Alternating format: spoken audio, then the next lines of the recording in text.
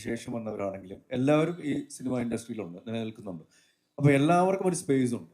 അവർ നമ്മൾ ചെയ്യുന്ന കാര്യങ്ങൾ ഏറ്റവും ആത്മാർത്ഥതയോടുകൂടി ഫുൾ ഓൺ ആയിട്ട് വളരെ പാഷനേറ്റ് ആയിട്ട് നല്ല അധ്വാനം ചെയ്തിട്ട് ചെയ്യുകയാണെങ്കിൽ തീർച്ചയായിട്ടും എല്ലാവർക്കും ഒരു സ്പേസ് എല്ലായിടത്തും ഉണ്ട് എന്ന് തന്നെയാണ് വിശ്വസിക്കുന്നത്.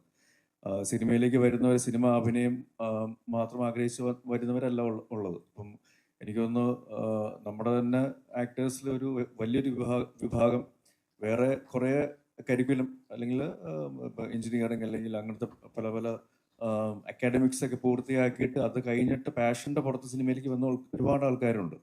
അവരെല്ലാവരും വിജയിക്കുന്നുമുണ്ട്, ചിലർ സ്ട്രഗിൾ ചെയ്യുന്നുണ്ട്. പക്ഷെ അൾട്ടിമേറ്റ്ലി ഈ പാഷൻ്റെ പുറകെ പോകുന്നത് ഒരു പരിധിവരെ നമുക്ക് ആ പേഷ്യൻസും ആ ഒരു ഫയറും ഉണ്ടെങ്കിൽ തീർച്ചയായിട്ടും ഇറ്റ് വിൽ പേ ഡിവിഡൻസ്. അപ്പോൾ ജെൻസി ടു കെ അല്ലെങ്കിൽ അങ്ങനത്തെ ഒരു ഡിഫറൻസിയേഷൻ ഇവിടെ അതിന് പ്രസക്തി ഉണ്ടോ എന്നുള്ളത് എനിക്ക് സംശയമാണ്. എല്ലാവർക്കും ഇവിടെ സ്പേസ് ഉണ്ട്.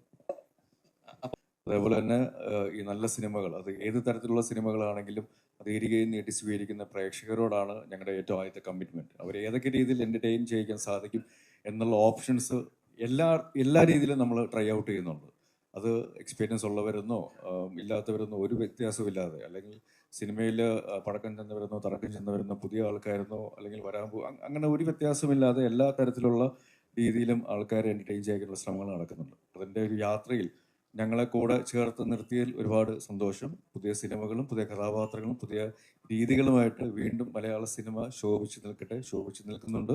So thank you for that. അപ്പോൾ ഉന്മാദത്തിനെ എല്ലാ രീതിയിലും സ്വീകരിച്ചതിന് ഉന്മാദം ടീമിൻ്റെ പേരിലും എൻ്റെ വ്യക്തിപരമായ പേരിലും താങ്ക് യു വെരി മച്ച്. സന്തോഷം, സമാധാനം. Thank you.